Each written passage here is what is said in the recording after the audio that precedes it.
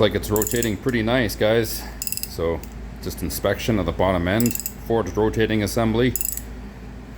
No metal filings or anything in the oil pan, so that's good. So we'll look at the filter shortly, but so far so good. Anyways, yeah, bottom end boosted LS, Ford rotating assembly, real nice unit. So everything looks good so far.